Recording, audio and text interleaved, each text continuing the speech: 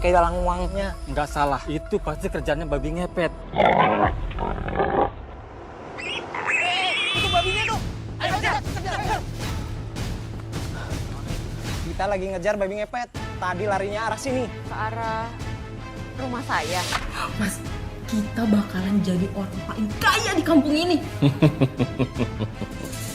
Tolong hentikan ini semua, Pak. Masih ada jalan keluar, Pak. Bapak jangan kerja sama iblis, Pak. Cukup. Daripada kamu ngoceng gak jelas kayak gitu, mendingan sekarang kamu pergi dari sini. Karena kalau enggak apa? Kalau enggak apa?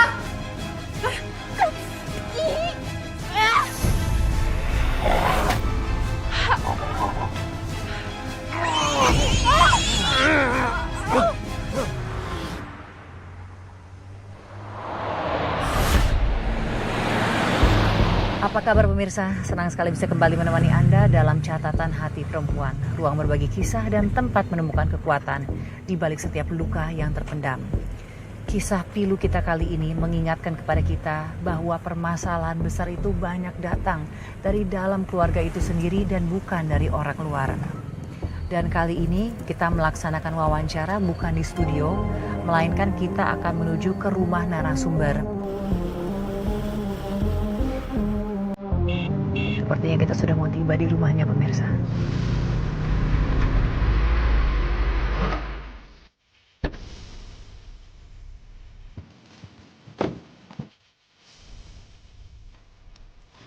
Ini ya rumah narasumbernya. Iya. Bacanya kamu cek dulu narasumbernya siap belum? Halo, Monitor. Iya, masuk. Oke, bagaimana narasumber kita malam ini? Sudah siap diwawancara? Narasumber sudah ready dan siap untuk diwawancarai. Oke, baik. Makasih. Oke, siap. Oke, Terima kasih.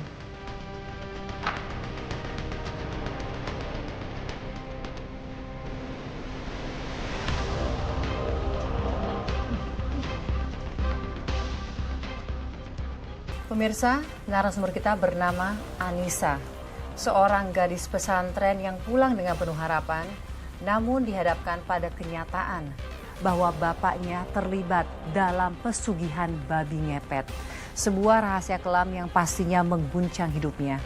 Pak, gimana? Narasumber siap? Udah siap, Bu. Silakan, Bu. Yuk. Oke, di sini ya? Ya, Oke, kita makasih. dulu. Ya, makasih ya Mbak.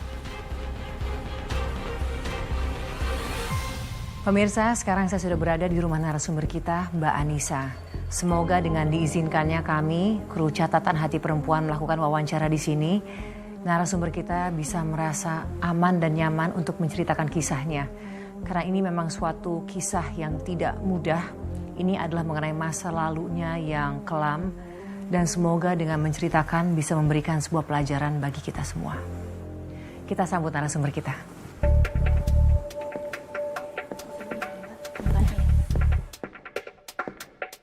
Mbak Anissa, terima kasih loh Mbak sudah mengizinkan kita syuting di sini Mbak. Iya, sama-sama, Mbak. Mbak, kembali saya mau menyampaikan kepada Mbak Anissa bahwa kerahasiaan identitas Mbak itu akan kami jaga ya Mbak ya. Dan kami berterima kasih Mbak sudah mau menceritakan kisahnya kepada para perempuan hebat di luar sana. Iya, Mbak. Sama-sama. Apakah kamu sudah siap untuk menceritakan kisah kamu Mbak? Insya Allah, aku siap, Mbak. Aku ingin kebenaran didengar. Dan semoga ada hikmah untuk semua yang menonton catatan hati perempuan. Amin, amin.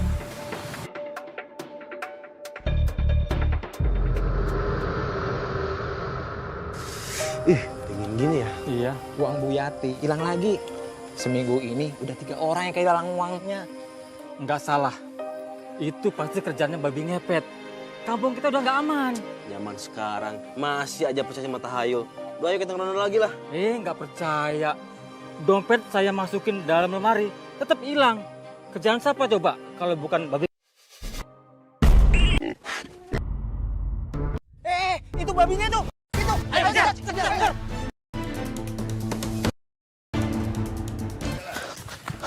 Mana ya? Bapak-bapak lagi nyari apa malam-malam begini? Kita lagi ngejar babi ngepet. Tadi larinya arah sini. Ke arah rumah saya. Iya, tadi bayangannya ngiraknya di sebelah sini. Jangan-jangan Udah periksa aja. Siapa tahu babi ngepetnya sembunyi di sini. Periksa aja kita. Bapak jangan asal nuduh ya kalau nggak punya bukti. Ini rumah bapak saya. Kita hanya ingin tahu kebenarannya karena kampung kita sering kehilangan. Bentar-bentar Pak. Saya ini posisinya baru pulang dari pesantren. Saya itu nggak ngerti apapun tentang babi ngepet. Tapi yang saya tahu, fitnah itu lebih kejam daripada pembunuhan. Sudahlah, ayo kita cari ke tempat lain. Mungkin babinya lari ke arah kandang Parawi. Yuk. Yuk.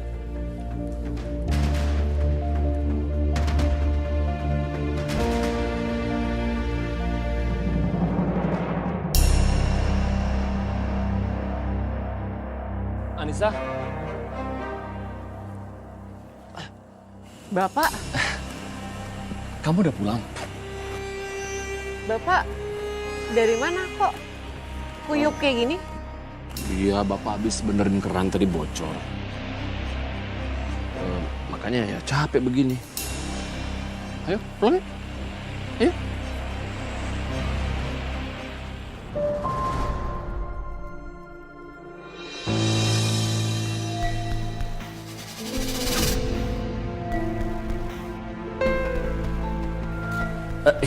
Iya. Ini siapa Pak? Bapak lupa kenalin ini Tante Rani. Maksud Bapak, ini ibu baru kamu.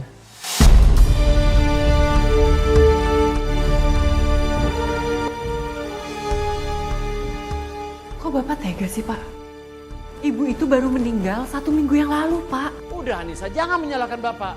Hidup itu harus terus berjalan. Bapak ini butuh pendamping. Dan kamu juga itu butuh sosok ibu di rumah ini. Ya enggak Pak, maksud Nisa kenapa bisa secepat ini? Lebay. Belum apa-apa juga kamu nyambut ibu tiri kamu dengan cemoohan. Udah, Bapak nggak mau debat. Sekarang Bapak minta kamu tunjukkan bahwa kamu itu punya adab. Ya, sungkem sama ibu kamu.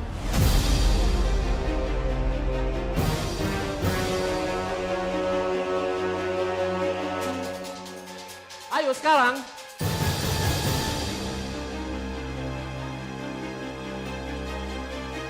Tahu diri juga kamu akhirnya. Yaudah Pak, Nisa izin pamit ke kamar dulu.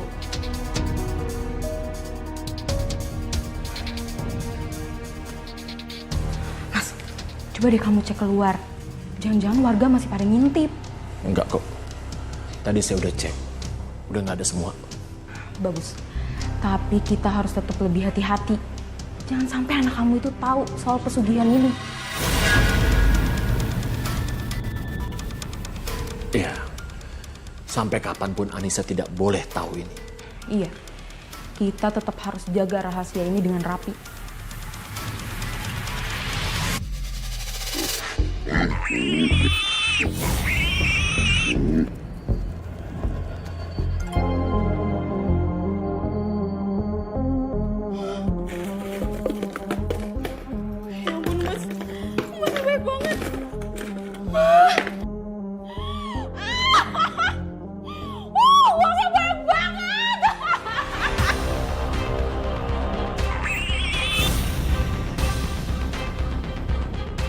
Gimana Mas, kamu aman kan? Mas, hasil malam ini tuh gak mengecewakan. 5 rumah 2 ruko. Semuanya lancar. Tapi makin banyak yang merasa kehilangan. Warga akan semakin curiga. Bodo amat. Yang penting duit kita banyak.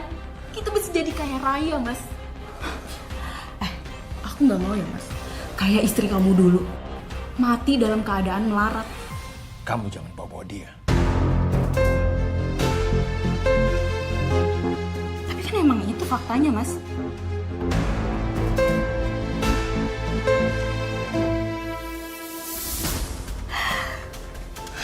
Ya ampun, Mas. Sebentar lagi kita bakalan jadi orang paling kaya di kampung ini.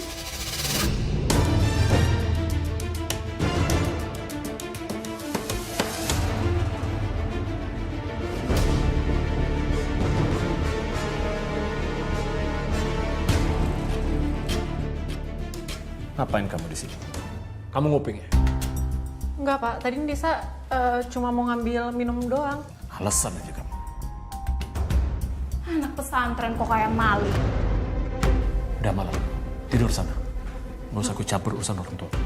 Maafin Nisa, Pak. Nisa benar-benar gak ada maksud apa-apa. Pergi sana.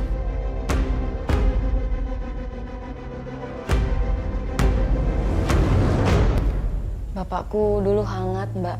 Sederhana, selalu punya waktu buat aku. Tapi setelah menikah, Bapak berubah. Bapak jadi cepat marah, penuh rahasia, dan cara Bapak memandang aku pun udah beda. Maksudnya gimana, Mbak? Beda caranya memandang kamu? Iya, Bapak memandang aku seperti bukan anaknya, Mbak. Bapak selalu belain istri mudanya itu. Mbak, apa mungkin bapak kamu diguna-guna oleh istri mudanya itu? Saat itu aku nggak mau seuzon, Mbak. Tapi aku dengar mereka ngomong tentang uang, tentang rahasia, dan warga yang bilang soal babi ngepet itu terngiang-ngiang di kepala aku. Jadi puzzle-puzzle itu mulai menyatu di kepala aku. Aku nggak bisa tidur tenang lagi sejak saat itu, Mbak. Semalam kalung emasku hilang, padahal disimpan di dalam lemari yang terkunci. Kok bisa sama ya? Aku juga uang arisan raib semua. Ini udah ke-7 kalinya kejadian di lingkungan kita. Bener-bener tuh ya babi ngepet. Liatin aja, kalau ketemu nih bakalan gue cincang-cincang. Betul, Iya, kita cincang udah abis. gak aman ya kampung kita. Nis, emang kamu semalam gak dengar kalau babi ngepetnya lari ke rumah kamu? Iya Nis, kan kamu tinggal di situ. Emangnya kamu gak tahu apa-apa? Telurnya bang, kilo. Ini kentang berapa bang?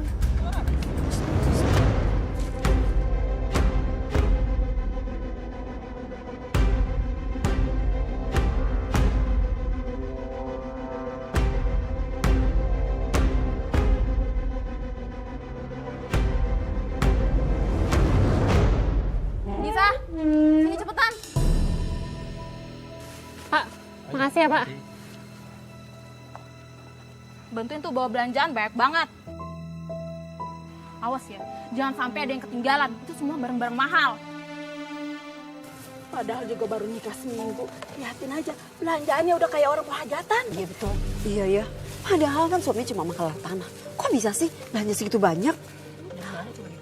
Aneh kan? Bu, kalau saya bisa belanja banyak, itu karena suami saya kerja keras. Gak kayak ibu-ibu yang kerjanya cuma ngurusin gosip murahan.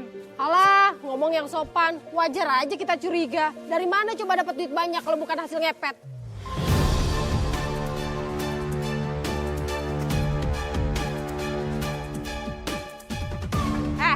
Kalian kalau iri, bilang aja. Gak usah nyerempet-nyerempet babi ngepet segala. Ibu, tolong ya. Kalau ngomong itu jangan kayak buang sampah sembarangan. Kalau emang yang salah itu gak usah nyolot. Udah. Kamu nggak usah ngikutin kalian Bang. Ayo Nisa. Udah bang nih ya, kentangnya bang. Bang bawangnya bang.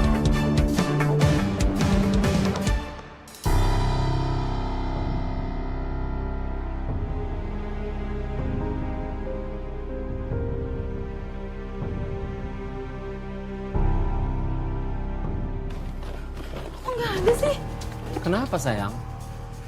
Mas, handphone yang aku beli tadi kok nggak ada sih di dalam tas ini? Ketinggalan di taksi kali. Bisa, kamu kejar taksinya cepetan. Cepet. Pak.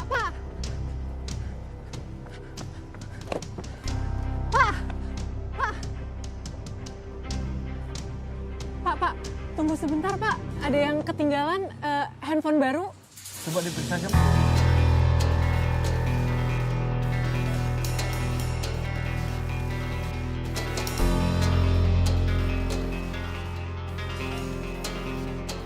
Aduh, nggak ada lagi Pak. Gimana ya? Kalau nggak ada, saya pamit pergi ya Mbak. Bentar. Gimana kalau misalnya Bapak nemenin saya untuk nyari? Kayaknya jatuh deh Pak di jalan. Aduh, sorry Mbak, saya harus ngambil orderan lain. Pak.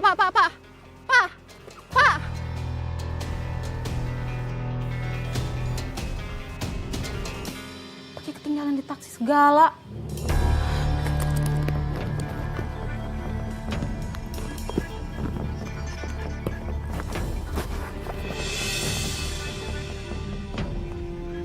Ternyata HP-nya ada di dalam tas. jelas.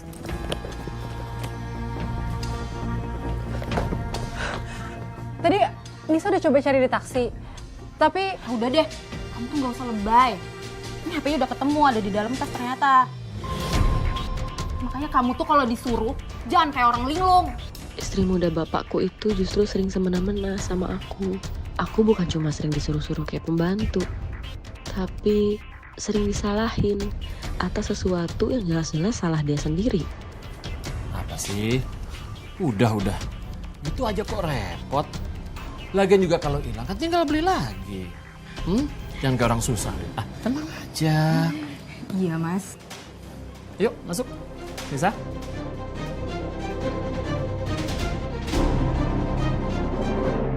Dulu Bapak selalu ngajarin aku hidup sederhana, Mbak. Tapi setelah menikah, Bapak benar-benar berubah. Dan kamu tetap bertahan ya Mbak dengan kondisi seperti itu? Karena kalau aku pergi, siapa yang ngajak Bapak kembali ke jalan yang benar, Mbak? Iya sih Mbak, saya paham maksud kamu. Tapi Mbak, saya penasaran Mbak. Sejak kapan kamu tuh mulai merasa bahwa ada sesuatu yang aneh dengan bapak kamu itu?